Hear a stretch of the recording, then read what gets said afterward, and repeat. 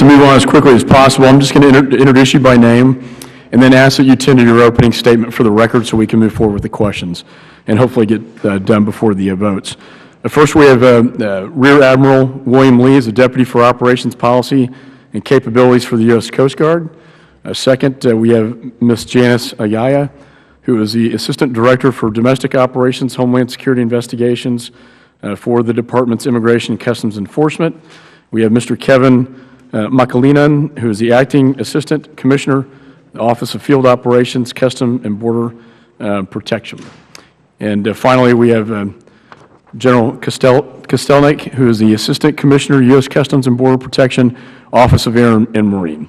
And with that, I now recognize myself for 5 minutes for questions. As we heard from the Governor, and perhaps I'll start with you, General, we heard from the Governor of the lack of a strategy or a plan for the Caribbean, and then the closing of the Air and Marine Office in Puerto Rico. Can you enlighten us on this?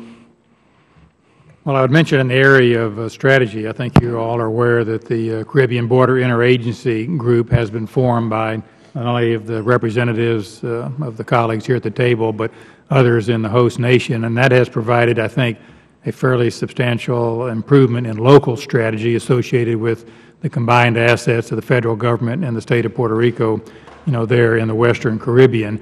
In the broader area, in the deep transit zone, and the approaches from South America and Central America into the U.S. and also into the Caribbean, East and West, JADF South, has a substantial approach to strategy. In the broader area, and combining all of those into one area, that's probably a focus area that would need some work. In regards to the closure of our facility, I think the committee is well aware that some of the added infrastructure in terms of the marine capabilities of U.S. Customs and Border Protection was enhanced in years past, and at that time it was enhanced using funds out of the Puerto Rican Trust Fund. And as a result of the way that it was done at that time, by law, it limits investments in our marine capability to the trust fund. So in 2011, as a result of a fairly widespread, financial issue, not only in Puerto Rico, obviously, and this government and governments across the world stage, there were very difficult financial times, and the trust fund did not deliver in ways that it had in the past.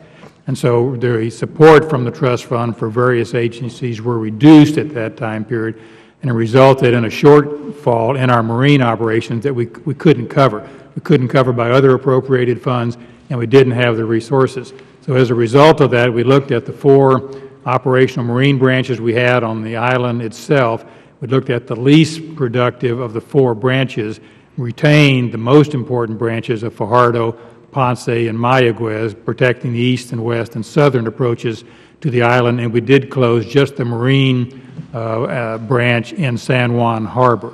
That resulted in the removal of about 5 agents, but the marine craft that were associated with that branch were redistributed to other branches within the island complex and were not removed. What can we do to help restore those funds to the Puerto Rican Trust Fund? Well, I think I'm not an expert on the Puerto Rican Trust Fund. It funds not only air and marine equity, but also the larger Office of Field Operation equities and perhaps ICE as well. It's a fairly substantial boost, and as a partnership with the territory for many years, it has been invested in federal entities to bring capabilities to the island that would not be indigenous to the state. I think it's been a very successful partnership.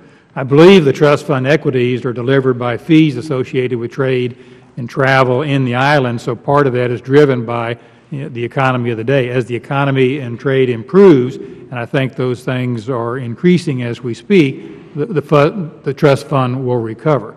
I think Resident Commissioner Perlisi has introduced some legislation to give us the flexibility, perhaps, of funding other federal equities in addition to the trust fund. That would certainly give us more flexibility to augment with other appropriations, but at the end of the day, there are reductions across the board in most of our infrastructures, and we are in times of reduced operations. With the minute I have left, if I could just ask that, the Governor talked about a memorandum of understanding with the Federal Government and that was not being fully complied with. Can any of the witnesses speak to that issue?